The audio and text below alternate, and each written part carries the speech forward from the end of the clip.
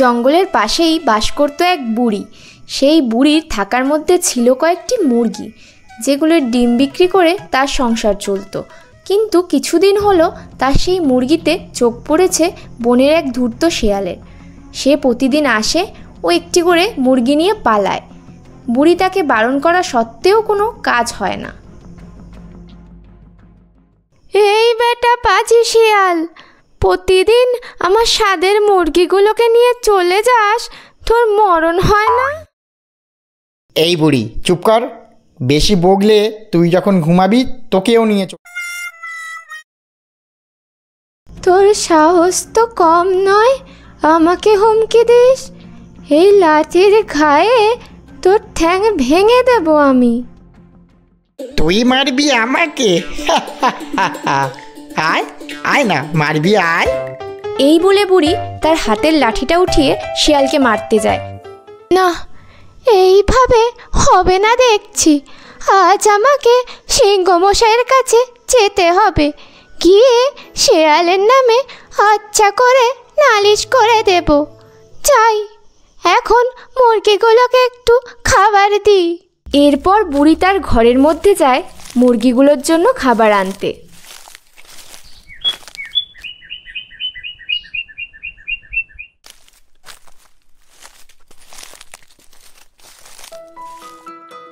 আয় আয় বাছারা, খেয়ে যা।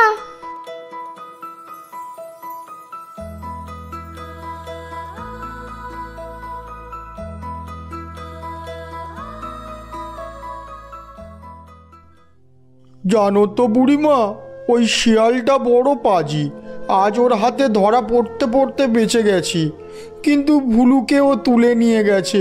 তুমি ওকে কিছু একটা করো।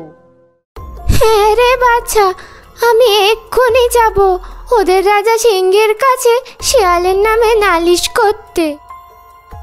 এরপর বুড়ি মুরগিদেরকে খাবার দেওয়া শেষ করে বনের দিকে হাঁটতে লাগে সিংহের সাথে দেখা করবে বলে। যেতে যেতে সে ভাবে আজ গিয়ে আচ্ছা করে শিয়ালের নামে নালিশ করবে।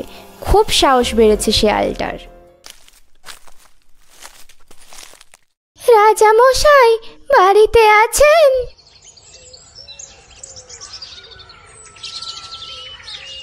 এ কি ঠাকুমা, আপনি? কি হয়েছে বলুন।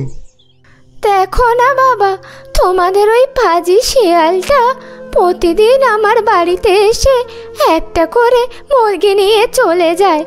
কিছু বলতে গেলে আবার আমাকে মেরে ফেলার হুমকিও দেয়। হ্যাঁ, কিছুদিন থেকেই দেখছি শিয়ালটা সবার এভাবে ক্ষতি করে বেড়াচ্ছে। কিন্তু ও ব্যাটা এতই চালাক, ওকে ধরা আমার পক্ষে খুব মুশকিল। ঠিক আছে, তুমি বাড়ি যাও, আমি দেখছি কি করতে পারি। এই বলে সিংহ তার গুহায় চলে যায়। বুড়ি বুঝল যে শিয়ালকে শায়েস্তা করা সিংহের কাজ নয়, তাই সে মন খারাপ করে বাড়ির পথে হাঁটতে লাগলো।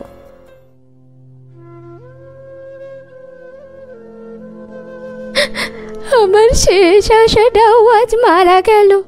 ওই শিয়ালটাকে কিছুতেই শায়েস্তা হবে না। এদিকে ওই গাছের উপরে থাকতো একটা পাখি। সে বুড়ির সমস্ত কথা শুনল।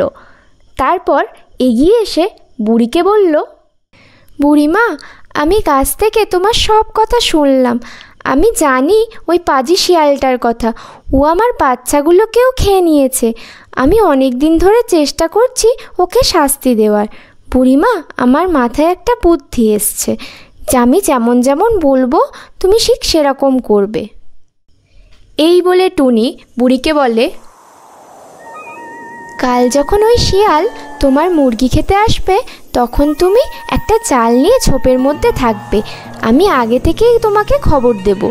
আর যখন মুরগি ধরতে যাবে শিয়াল, তখন ঝোপ থেকে বেরিয়ে তুমি জালটা ওর গায়ে ফেলে দেবে।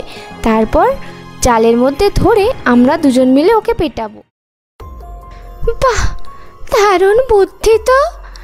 তাহলে শিয়ালটা যখন আসবে তার আগে আমাকে জানিয়ে দেবে। এই বলে বুড়ি খুশি মনে বাড়ির দিকে চলে যায়।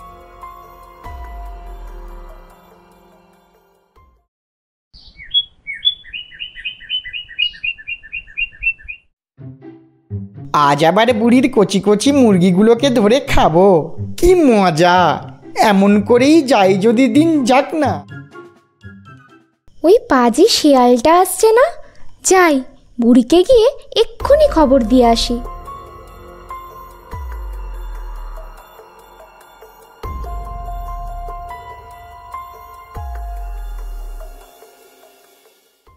বুড়িমা, বুড়িমা, বুড়িমা, ওই পাজি শিয়ালটা আসছে, তুমি জাল নিয়ে ছোপের মধ্যে তৈরি থাকো। টুনির কথা শুনে বুড়ি তাড়াতাড়ি জাল হাতে নিয়ে ছোপের আড়ালে চলে যায় আর অপেক্ষা করতে থাকে শেয়ালের।